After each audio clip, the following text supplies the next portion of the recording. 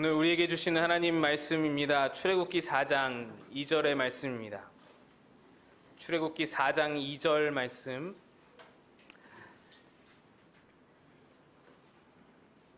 함께 우리 한 목소리로 합독하겠습니다.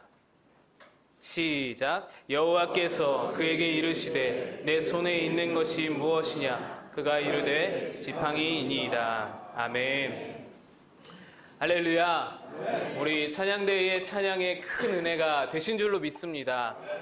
피난처 되신 우리 주님, 노래도 너무 잘했고 가사도 너무 좋았던 그런 찬양이었던 것 같습니다. 우리 모든 성도들의 마음 안에 이 피난처 되신 예수 그리스도 하나님의 그 마음이 늘 살아계시기를 축복합니다. 여유가 되는 대로 지금 우리는 하나님과 예수님께서 질문하신 성경의 장면들을 가지고 설교를 이어가고 있습니다. 오늘은 내 손에 있는 것이 무엇이냐라는 질문입니다. 하나님께서 모세에게 하신 질문이죠. 얼핏 보면 소유에 대한 질문인 것 같습니다. 소유에 대한 질문처럼 보입니다. 그런데 사실 이것은 소유의 개념을 넘어서는 하나님의 깊은 의도가 들어있으신 그런 질문입니다. 본문에서 하나님은 모세를 부르십니다. 이 장면은 사실 지난 출애굽기 설교 때 제가 설교를 했었던 장면이기도 합니다. 출애굽기 3장에서 하나님이 불붙은 떨기나무 가운데서 모세를 부르시고 그가 수행할 사명을 설명하신 후에 이제 가라, 너 이제 가라 라면서 모세를 보내십니다. 가라고 명령하시는 명령이 명령하시는 그 절이 3장 10절입니다. 그리고 그 후로부터 11절부터 3장 마지막까지 전부 다 할애해서 이 모세와 하나님이 대화를 이어가십니다. 아니 4장까지 넘어가서 4장에 이르기까지 긴 지면에 걸쳐서 이 모세와 하나님의 대화로 채워집니다. 모세가 이 과정 가운데서 총 5번을 하나님께 사양합니다. 거절을 하는 것이죠. 사양 의사를 표합니다. 성경의 어떤 인물도 이렇게까지 거절한 사람은 없었습니다. 심지어 마지막에 하나님께서 화를 내시기까지 막 그렇게 모세가 거절을 했으니 모세가 좀 심했다 싶습니다. 모세가 여러 가지 이유와 핑계를 댔었지만 정작 진짜로 모세가 할 수 없다, 자기는 할 수 없다라고 느끼는 부분은 4장 10절에 나타나 있습니다. 4장 10절을 한번 보시면 함께 읽습니다. 시작. 모세가 여호와께 아뢰되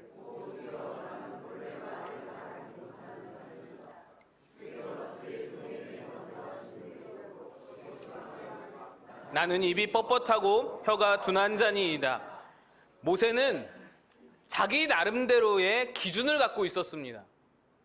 리더라면 이런 것을 갖춰야 되지, 리더라면 이런 것이 필요하지 하는 몇 가지 기준들이 모세 안에 있었습니다.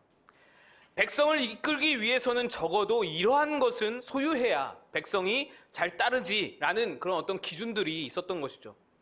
그런데 모세가 자기 안에 찾아보니 내 안에 그게 없는 거예요. 나에게는 기준이 있는데, 리더라면 이런 기준, 이런 자격 요소가 있는데 자기는 그걸 소유하지를 못했다라는 것입니다. 그래서 나는 자격이 없다라는 것이죠. 그 가장 큰 이유가 그겁니다. 나는 말을 잘 못한다라는 겁니다. 그래서 이렇게 말합니다. 하나님, 나는 입이 뻣뻣하고 혀가 둔합니다. 언변의 능력을 소유하지 못해서 하나님의 부르심에 응답할 수가 없습니다 라고 말하고 있는 것입니다.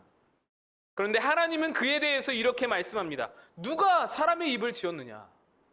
누가 말 못하는 자냐? 그 못 듣는 자를 지었느냐? 나 여호와가 아니냐? 여러분, 이 말씀의 그 깊은 의미가 무엇인가요? 너 모세에게 그 언변의 은사가 없도록 하신 이가 누구냐는 것이죠. 너에게 무엇을 주고 안 주고 한 주체가 누구냐라는 것이죠. 이 하나님 여호와 아니냐? 내가 너의 결핍을 몰라서 지금 이 일을 맡기는 것이냐? 너가 언변이 부족한 것을 내가 누구보다도 잘 안다. 그런데 왜? 내가 너를 만들었기 때문에 내가 그걸 다 안다. 여러분, 이것이 지금 무엇을 의미하시나요? 지금 모세에게 무엇이 있고 없고는 하나님께 순종하는 데 있어서 별로 중요한 일이 아니라는 것입니다. 언변의 은사가 있고 없고는 하나님의 일을 감당하는 데 있어서 그거 별로 중요하지 않다라는 말입니다. 없어도 괜찮다라는 거예요. 모세는 자신에게 있는 것으로 순종하려고 했어요. 나한테 있는 것으로 하나님의 일을 하려고 했고, 나한테 있는 것으로 하나님의 말씀에 순종하려고 했던 거예요. 우리도 마찬가지죠. 우리도 그런 생각합니다. 봉사를 하려면 뭔가 있어야 한다라고 생각이 있죠. 찬양대를 하려면 그래도 노래는 조금 해야지라는 생각이 다들 가지고 있습니다. 교회학교 교사를 하려면 적어도 성경 지식은 있어야지, 삭개오가 누군지는 알아야지라는 생각을 우리가 한다라는 것이죠. 나름의 기준이 다 있습니다. 하물며 수련회를 가려 해도 적어도 수련회를 가려면 시간이 좀 있어야지, 시간이 있는 사람들이나 가는 것이지, 마음에 좀 여유가 있어야지, 나처럼 마음의 여유가 지금 없는 상황에서 어떻게 수련회를 가나 하는 생각을 우리가 한다라는 말씀이죠. 우리는 내게 있는 것으로 하나님을 따르려고 합니다. 내가 있는 것으로, 내가 가진 것으로 하나님을 따르려고 생각을 합니다. 모세도 그랬습니다. 자신에게 있는 것으로 하려는 생각에 사로잡혀 있었습니다. 내게 있는 것으로 따르려는 생각은 우리를 쉽사리 움직이지 못하게 합니다. 뭔가 갖추어야 할 수 있다라는 생각, 뭔가 손에 쥐고 있어야 움직이는 풍조가 나날이 심해지고 있습니다. 저도 그렇습니다. 저도 이제 여러 가지로 운동을 해야 하나라는 생각을 할 때, 운동 하나 하려 해도 완벽하게 뭔가 갖추고 나서 시작하려 하는 경향이 있는 거예요. 이걸 하려면 이거 필요하잖아. 이거 다 살아야 돼. 돈이 많이 드네. 이런 생각을 하니 시작을 못 하는 거예요. 발을 못 댑니다. 들이지를 못하는 거예요. 그래 힘들어서 시작을 잘 못하죠. 그런데 이런 경향이 저뿐만이 아니라 온 사회 풍조로 지금 나타나고 있는 것을 제가 많이 느끼고 있습니다.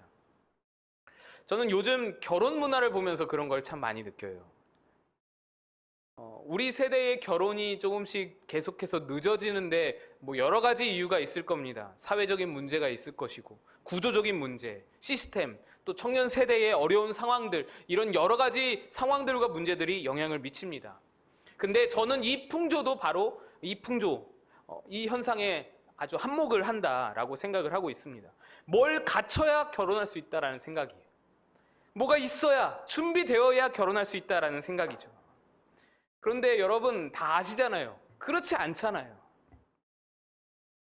저는 청년부 담당하면서 이제 청년들 결혼하고 나서 신혼집을 이렇게 몇 번 가본 일이 있는데, 정말 궁궐처럼 신혼집을 준비하는구나라는 것을 보고 많이 놀랐습니다. 적잖이 놀랐습니다. 신혼집이 너무 좋은 거예요. 너무너무 좋은 거예요. 제가 구닥다리라서 그런지 몰라도요, 여러분, 신혼집은 좀 안 좋아도 괜찮잖아요. 신혼집은 조금 구질구질해도, 신혼집은 좀 반지하라도, 천정 구석에 좀 곰팡이 좀 펴 있어도 둘이서 알콩달콩 행복하게 사는 곳이 신혼집 아닌가? 물이 좀 새도 괜찮은 게 그건 좀 아닌가요? 물이 좀 새도 바퀴벌레 몇 마리 좀 있어도 그건 아닌 거. 예. 그래도 괜찮은 게 신혼집이라고요. 둘이서 얼마든지 행복하게 살 수 있는 것이, 환경이 아니라 둘의 사랑하는 마음 때문에 행복이 있는 곳이 신혼집이잖아요. 그리고 또 그런 어떤 자질구레한 문제들, 여기 곰팡이가 있고 물이 새고 어디가 썩었고 이런 것들, 이런 문제들 하나하나 둘이서 함께 머리 맞대고 고민하면서 풀어가면서 또 추억도 쌓이고, 그런 게 신혼의 매력이잖아요. 제가 예전에 그 날파리 나왔던 집 말씀드렸죠. 거기가 저희 세 번째 신혼집이었는데, 첫 번째는 그 교회 형님, 아는 형님이 전월세 같은 임차도 아니고 그냥 우리 집 비었으니까 거기 들어가 살아라, 그래서 들어가 살았던 그 빌려주신 집이었고, 두 번째는 에티오피아 한인 컴파운드였고, 세 번째가 그 날파리 나온 집이었어요. 근데 저는 다른 집보다 세 번째 집이 그렇게 좋아요. 물론 여러분들 허락해 주신 우리 사택이 제일 좋고, 우리 세 번째 그때 신혼집이 정말 기억에 그렇게 많이 남아요. 전세 4천이었고요. 그 돈도 없어서 이제 대출 받아서 그거 들어갔는데, 말씀드렸잖아요. 냉장고 문이 열면 방문이 안 열리고, 방문을 열면 냉장고 문이 안 열려요.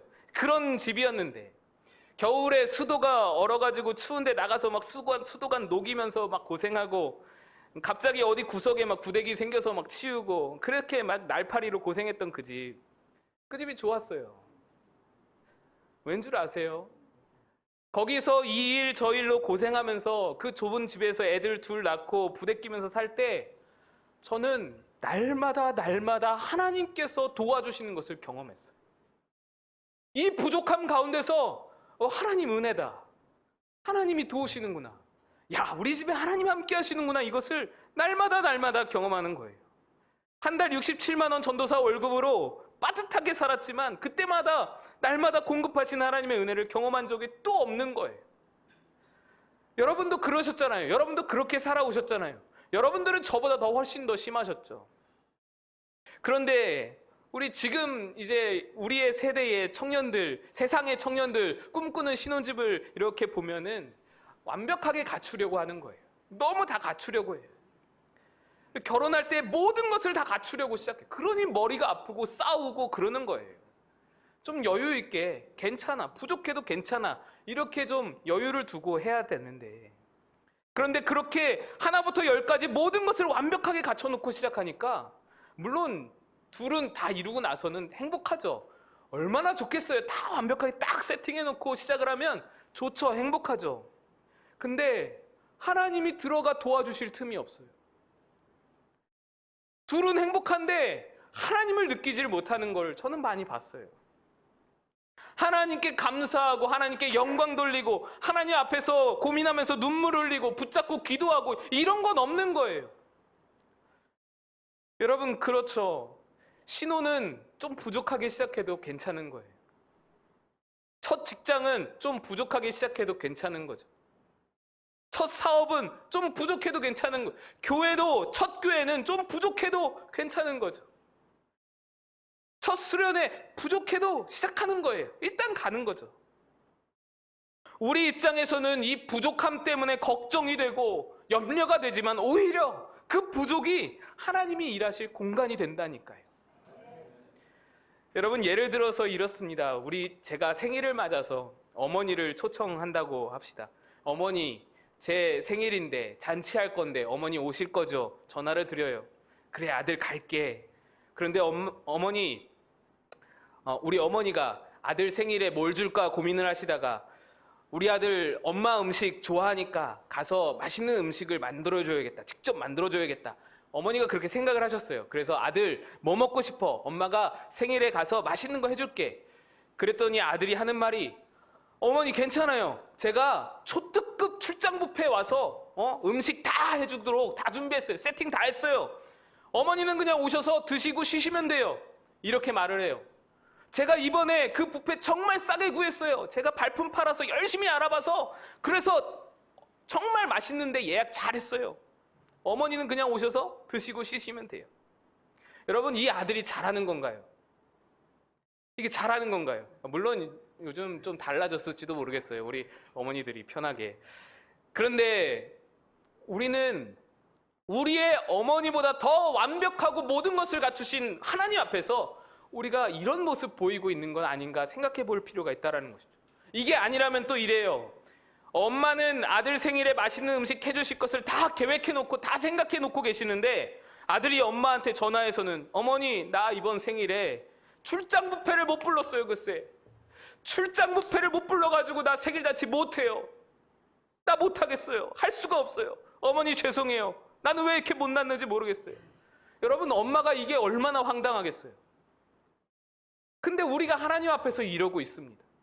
뭐가 없어서 못해요, 하나님. 뭐가 없어서 안 돼요, 하나님. 뭐가 없어서 못 가요, 하나님. 봉사를 대할 때나 교회를 대할 때나 또 내 삶을 바라보면서 내 주변을 바라보면서 내가 해야 할 하나님의 사명들을 바라보면서 무엇을 갖추어야만 일이 된다고 생각을 합니다.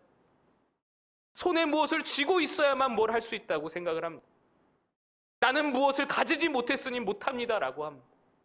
나는 무엇을 갖추지 못했으니 못하겠다고 하는 말이 출장 뷔페 못 불러가지고 생일 잔치 못 한다라는 말과 똑같다라는 말씀이죠. 오늘 모세도 그런 생각에 사로잡혀 있었습니다. 나는 리더가 될 자격이 없어. 리더는 이런 것 저런 것을 가져야 하거든.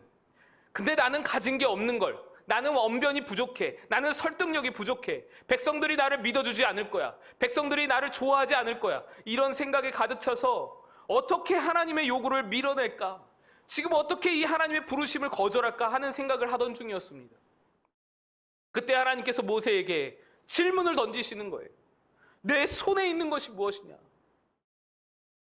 하나님은 모세에게 소유를 물어보십니다. 너 가진 것이 무엇이냐라는 질문이죠. 아마 하나님은 너 손에 있는 것이 무엇이냐라는 질문보다 그냥 너에게 있는 것이 무엇이냐라고 묻고 싶으셨는지도 모르겠습니다. 그런데 왜 굳이 손에 있는 것이 무엇이냐 물으시냐면 그냥 너에게 있는 것이 뭐냐라고 물어보시면 이 모세가 나 아무것도 없는데요 라고 대답할 게 뻔하거든요. 모세는 지금 그 생각을 하던 중이었어요. 나는 아무것도 가진 것이 없어요. 그러나 하나님은 모세가 들고 있는 이 볼품없는 지팡이를 말씀하신 거예요. 근데 모세에게 이 지팡이는요, 사실 소유물이라고 할 수 있는 게 아니에요. 이거 누구에게나 있는 지팡이잖아요. 이게 무슨 소유물입니까? 누구나 숲길 가다가 그냥 그럴싸한 나무 주워다가 좀 깎으면 만들 수 있는 건데 이게 무슨 소유물이에요? 이게 뭐 대단한 소유인가? 그렇게 생각할 만한 문제인 것이죠. 모세의 그런 생각을 하나님이 아시기에 하나님은 굳이 손에 있는 것이 무엇이냐 물으십니다. 너 그거 있지 않느냐 하시는 거예요. 그것이라도 있지 않느냐. 모세 입장에서는 이건 있으나 마나한 것이지만 하나님의 입장에서는 그거 하나면 족하다라는 거예요. 그거 하나면 됐다라는 거예요. 쓸모없는 지팡이로 하나님의 지팡이가 되게 하실 수 있는 분이 우리 하나님이시기 때문입니다. 하나님에게는요, 무엇이 있느냐 무엇이 없느냐가 중요하지 않습니다. 하나님의 물음에 모세가 대답합니다. 이 지팡이입니다. 하나님께서 다시 말합니다. 그거 땅에 던져라. 모세가 던졌어요. 그랬더니 지팡이가 뱀으로 변합니다. 모세가 깜짝 놀랐습니다. 무서워서 피했을 거예요. 근데 하나님이 그 뱀의 꼬리를 잡으라는 거예요. 여러분, 뱀은 꼬리를 잡으면 되죠, 그죠? 꼬리를 잡으면 안 되죠. 뱀이 이렇게 있는데 꼬리를 잡으면 머리가 와서 물 거 아니에요. 꼬리는 절대 잡으면 안 되는 것이죠. 근데 꼬리를 잡으라는 거예요, 하나님이. 그래서 모세가 어쩔 수 없이 하나님이 잡으라니까 꼬리를 잡았어요. 무섭지만. 그랬더니 다시 지팡이가 되는 거예요. 여러분, 여기에 담겨진 의미가 무엇인가요? 물론 지금 모세가 하나님께 표징을 요구해서 나 이스라엘 백성들이 내가 여호와께서 보냈는지 뭐 내가 지 맘대로 내 맘대로 이야기를 떠느는지 이스라엘 백성들을 알 게 뭐예요? 그러니까 증표가 있어야 합니다. 하나님께 요구했더니 하나님이 지금 이거를 보여주신 거예요. 이 기적을 보여주신 거예요. 근데 그보다 지금 하나님의 입장에서는 모세를 설득하는 중이시거든요. 모세는 지금 내가 무엇을 가졌는지 안 가졌는지 여기에 함몰되어 있어요. 하나님은 그의 관점을 바꾸시기를 원했습니다. 지팡이를 던져라. 너의 볼품없는 그 지팡이 던져봐라. 너의 소유로 너가 가진 것으로 일하는 것이 아닌 나의 능력으로 일하는 것임을 보여주겠다. 볼품없는 지팡이를 던졌으니 뱀이 되고 믿음으로 꼬리를 잡았더니 다시 지팡이가 되는, 즉 너의 별것 없는 그 지팡이로 소유로 일하는 것이 아니라 하나님의 일은 이렇게 믿음으로 하나님의 능력을 힘입어서 하는 거야. 너의 뭘 가진 것으로 하는 게 아니라 믿음으로 하나님의 능력으로 하는 거야. 이거를 보이시기를 원한 거죠. 믿음으로 내 하나님밖에 없는 그 지팡이를 던질 때에 하나님의 능력이 나타나고, 믿음으로 위험하지만 꼬리를 잡을 때에 하나님의 능력이 임하는 거다. 너는 하나님의 일꾼이야. 하나님이 세운 하나님의 리더야. 너는 너의 가진 것으로 일하는 것이 아니라 하나님의 능력으로 일하는 거야. 두려워할 것 없다. 무서워할 것 없다. 리더가 되면 오히려 하나님의 능력을, 나의 능력을 몸으로 느끼게 될 것이고 나의 역사를 눈으로 보게 되는 아주 놀랍고 재미난 경험이 될 거야. 하나님 이렇게 설득하시기 위해서 내 손에 있는 것이 무엇이냐 라고 물으시는 겁니다. 여러분, 모세의 모습이 우리의 모습이지 않습니까? 다른 세상 일, 세상 만 가지 일, 우리의 힘으로 다 할 수 있다고 여기지만 하나님의 일만큼은 여력이 없는 거예요. 수련회 가자고 하니 시간이 없는 거예요. 마음의 여유가 없는 거예요. 그런데 사실 그런 거는 사실 다 없어도 할 수 있습니다. 진짜 없는 건 깊이 따져보면 믿음이 없습니다. 내가 하나님의 일에 뛰어들면 능력이 많으신 하나님께서 하나님의 능력으로 일하실 거다 하는 우리에겐 그 믿음이 결여되어 있다라는 것입니다. 시간이 없는 게 아니었고 여유가 없는 게 아니었습니다. 믿음이 없었던 것이죠. 여러분, 하나님은 교회에서만 만나는 하나님이 아닙니다. 예배에서만 만나는 하나님이 아닙니다. 성경을 통해서 하나님을 만나야죠. 예배를 통해서 하나님을 만나야죠. 그러나 우리 하나님은 그게 다가 아닙니다. 만약에 우리가 예배에서만, 성경에서만, 어떤 집회에서만 하나님을 만난다면, 그래서 그 하나님을 만나기 위해서 항상 그 자리를 꼭 가야만 하나님을 만날 수 있는 삶이라면 우리는 하나님을 그곳에 가둬놓고는 하나님을 면회하는 꼴이라 마찬가지입니다.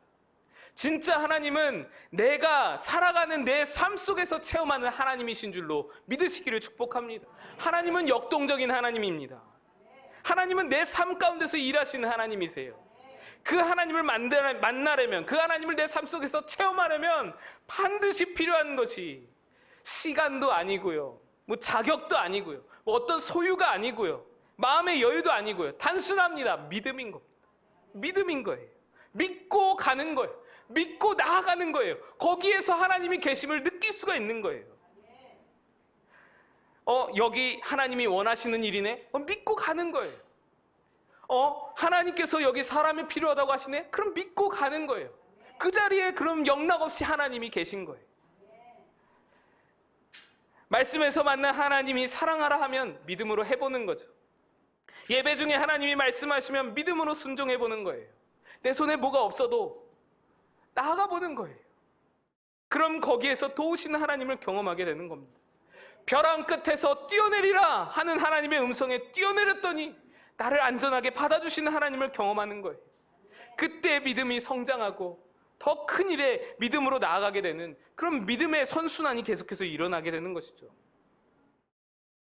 제가 2001년도에 그러니까 지금으로부터 18년 전이죠. 파키스탄에 대학생 때 선교를 다녀왔습니다. 문제는 선교가 두어 달 정도 이렇게 남아있던 시점에서 선교비를 100만 원 내라는 거예요.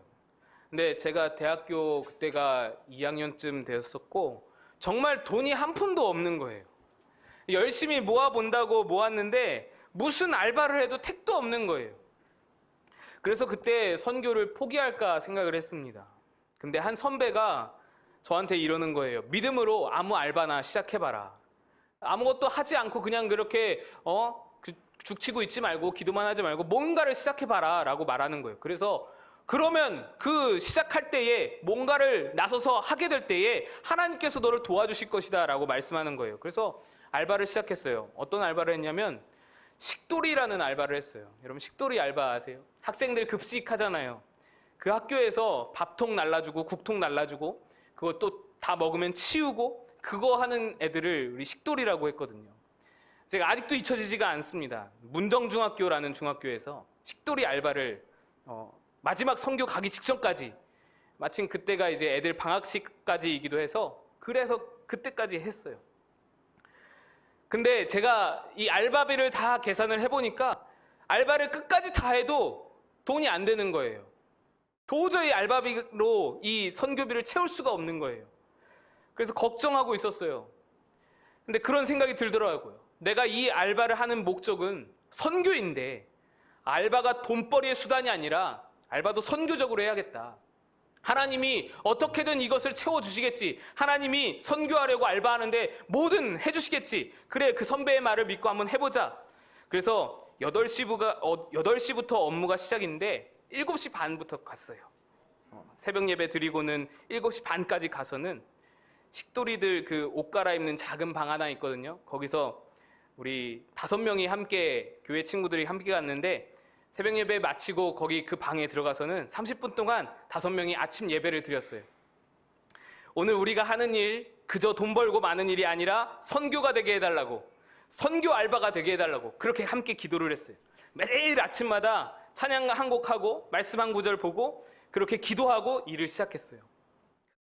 근데요, 일이 너무너무 힘든 거예요. 세상에. 저는 그렇게 힘들 줄 몰랐어요.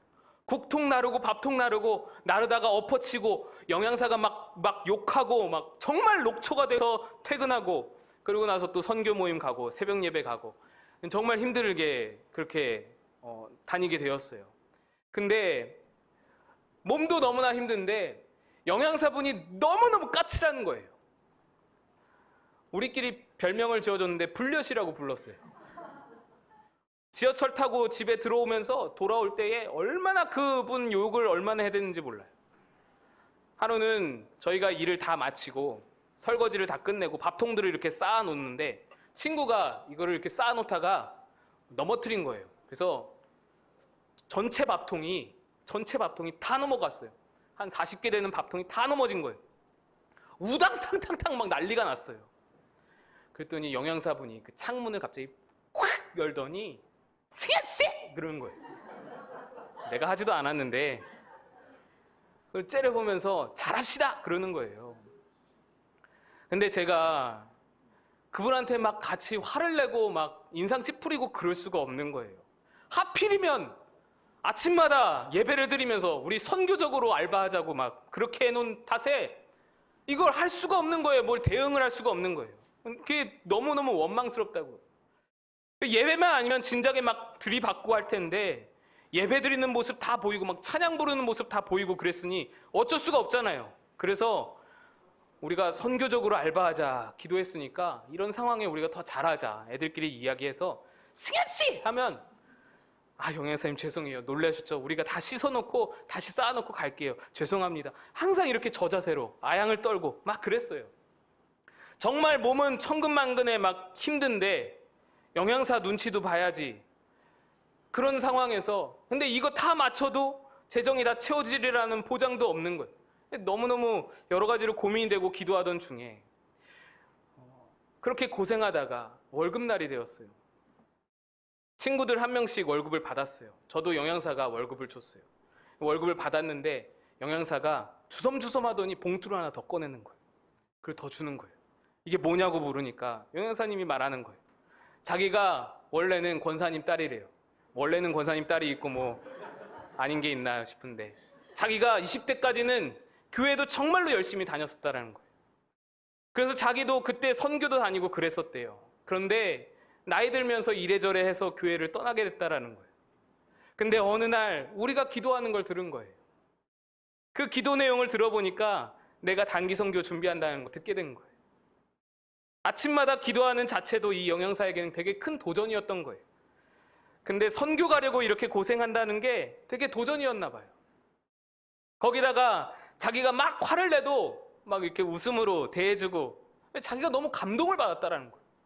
그래서 이 불려시가 이 분이 막 눈물을 흘리면서 저한테 봉투를 내미시면서 나도 이제 교회 다니기로 다시 마음 먹었다고. 승현 씨 이거 선교 가는 거 후원하고 싶다고 그러면서 봉투를 주는 거예요. 감동이지 않아요?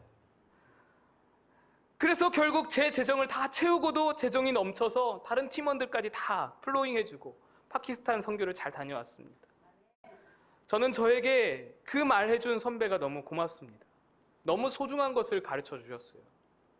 그렇게 오랫동안 예수를 믿고 교회를 다녔어도 누구도 가르쳐 주지 않았던 것이었는데 나 스스로 하나님의 도우심을, 하나님의 역사하심을 경험하고 체험하게 나를 이끌어줬던 그 선배의 말이었어요. 너 가진 것 없어도 믿음으로 알바하면 하나님이 도와주실 거야. 이 말 한마디. 출애굽기 4장 20절 말씀 마지막으로 보겠습니다. 출애굽기 4장 20절 말씀입니다. 함께 읽습니다. 시작. 모세가 그의 아내와 아들들을 나귀에 태우고 애굽으로 돌아가는데 모세가 하나님의 지팡이를 손에 잡았더라. 아멘. 모세가 하나님을 만난 후로 이 지팡이는 하나님의 지팡이가 되었습니다. 내가 아무것도 아니라고 생각했던 그 지팡이가, 모세에게 별 볼 일 없었던 그 지팡이가 이제 믿음으로 결단하고 하나님 뜻대로 나아갈 때 하나님의 지팡이가 된 것입니다. 모세는 내가 가진 것으로 아무것도 할 수 없다고 느꼈었죠. 하나님은 그 손에 잡았던 지팡이를 보셨던 거예요. 그리고 여러분, 이 지팡이로 모세는 홍해를 가릅니다. 반석에서 물이 터져 나오게 합니다. 그 쓸모없던 지팡이가 믿음의 결단 덕에 40년 광야 생활 동안 것 많고 자격이 없다던 모세를 이스라엘 역사상 최고의 리더로 세워주시게 되는 거예요. 여러분, 어떤 선택의 기로에서 여러분 무엇을 바라보고 계시는지요? 내 소유, 내게 무엇이 있나 없나를 혹시 바라보고 계시고 그것으로 결정을 내리시지는 않는지요? 없으니까 못해, 있으니까 할 수 있어. 주의 일은 내게 무엇이 있고 없고가 중요한 게 아닙니다. 내게 무엇이 있고 없고가 절대로 중요한 게 아니고 믿음으로 결단하고 나아가면 하나님께서 내게 있는 작은 것으로라도, 작은 지팡이로라도, 오병이어 작은 것으로라도 5,000명을 먹이시고도 남음이 있는 줄로 믿으시기를 축복합니다. 여러분 삶에서 내 소유가 아닌 믿음의 결단으로 하나님의 도우심을 경험하는 여러분 다 되시기를 축복합니다. 우리 함께 기도하겠습니다. 이 시간 기도할 때 하나님